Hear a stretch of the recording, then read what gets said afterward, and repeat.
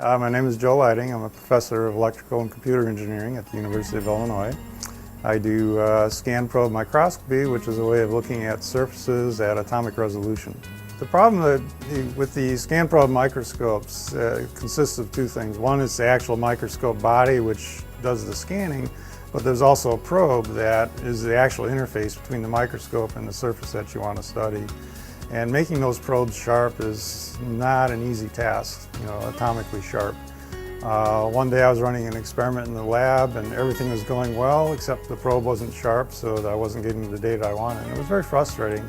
And then it occurred to me that there is a sort of a natural way to sharpen these probes that people hadn't tried. And what the method involves is you take a sharp metal probe and you blast it with ions, the energetic ions, and when the ions hit the probe, they actually blast off a process called sputtering. They knock atoms off the tip.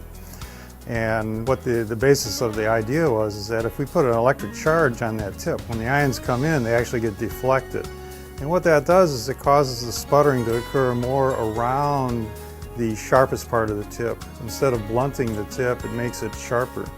And the sharpness, as the sharpness increases, the electric field associated with the sharpness also increases, which causes more of that deflection to occur, so it actually enhances the effect.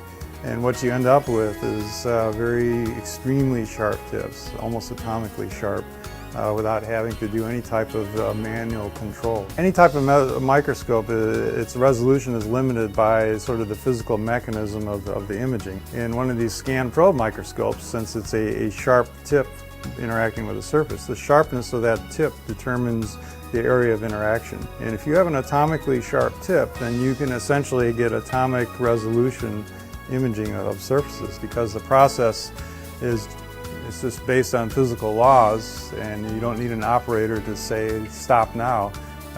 It always gives the same result. That's the kind of consistency that that people are going to need when they buy these probes.